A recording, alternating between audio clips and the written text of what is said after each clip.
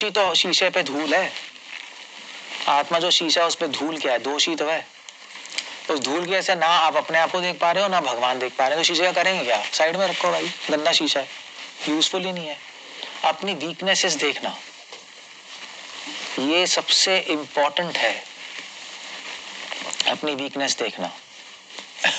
जब किसी को कंफ्यूज करना होता है,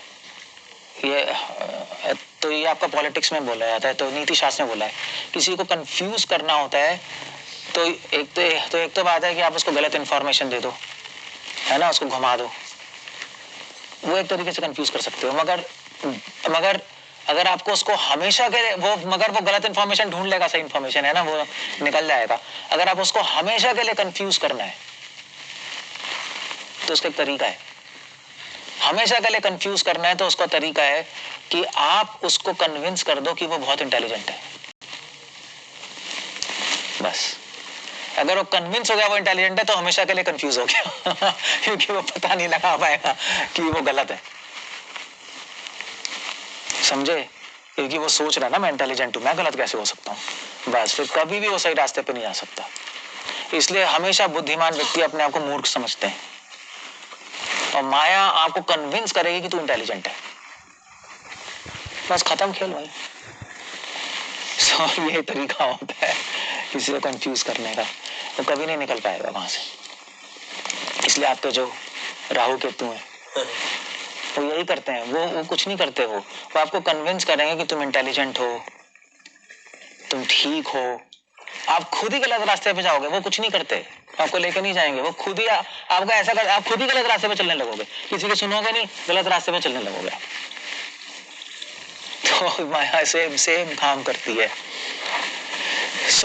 जैसे वो होता है ना, जैसे ये नहीं होता आपका, जैसे आपका जंतर, जैसे जंतर मंतर पहले वो भूल भुलैया नहीं होते थे, तो अपने घर में नहीं होता, तो शीशे लगे होते हैं बड़े सारे, तो पता नहीं लगता रास्ता कहाँ जा रहा है, शीशे में लगता है रास्ता यहाँ जा रहा है, मगर आप जाओगे शीशा मिलेगा क्योंकि रास्ता वहां कहीं और है नहीं, तो छूते रहोगे आपको पता नहीं लगेगा, सारे शीशे ही लगे पड़े हैं।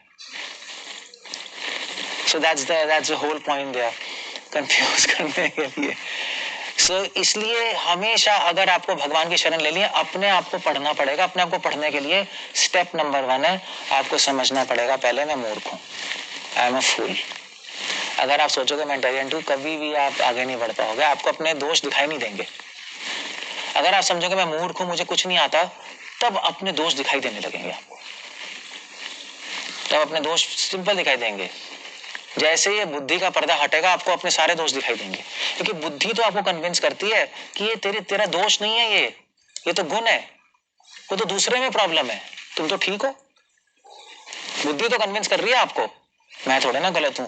फिर लॉजिक लगा के हम अपने को ठीक कर लेते हैं, नहीं यार ऐसा तो होना ही चाहिए था, देखो मैं गलत थोड़े ना हूं, ये पॉइंट। इसलिए अपने दोषों को, अपनी वीकनेसेस को पहचानना बहुत जरूरी है, जो कि लोग पहचान नहीं पाते, जो कि लोग देखते भी नहीं। क्यों नहीं देख पाते? क्योंकि इंटेलिजेंट है बहुत, दैट्स द होल पॉइंट।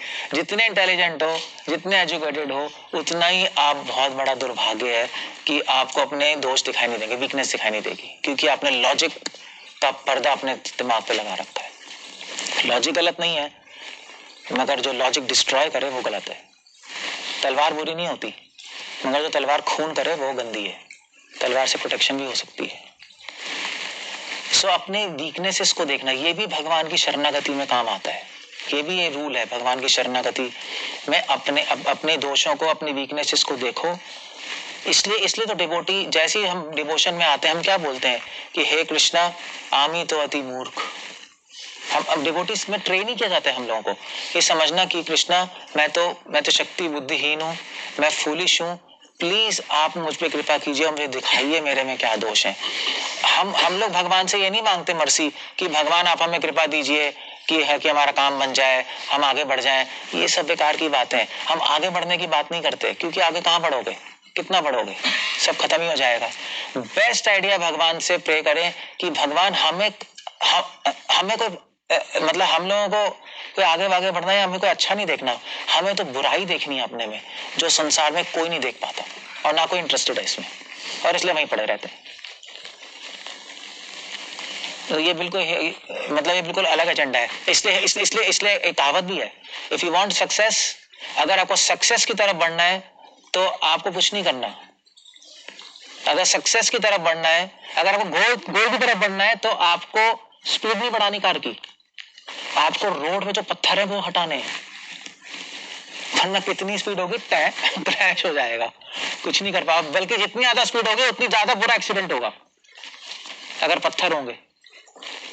इसलिए अगर आपको गोल तक पहुंचना है, स्पीड नहीं बढ़ानी, स्पीड तो चलते रहो, पत्थर हटाने पे काम करो। रोड बिल्कुल क्लियर हो गई तो कम स्पीड पे पहुंच जाओगे, रोड क्लियर नहीं हुई तो स्पीड बढ़ाई तो गए काम से, तो बहुत बुरा एक्सीडेंट होना है। इसलिए अपने दोष हटाना जरूरी है, क्योंकि आप अपने दोष नहीं हटाओगे, आपने भक्ति बढ़ा दी तो एक्सीडेंट ही होगा, तो एक्सीडेंट ही होना है।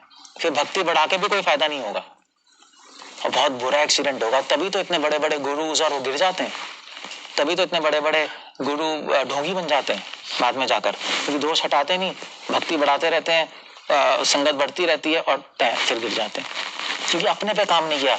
जो अपने पे काम नहीं कर सकता उस पे भगवान भी काम नहीं कर सकते। तो इसलिए कहावत है इंग्लिश में नहीं, those who help God help those कैसे, who help themselves, God help those who help themselves। ये बिल्कुल एप्रोप्रिएट है। इसलिए शरणागति में 3 चीजें आ गई। माया से बचने के लिए भगवान की शरण लेनी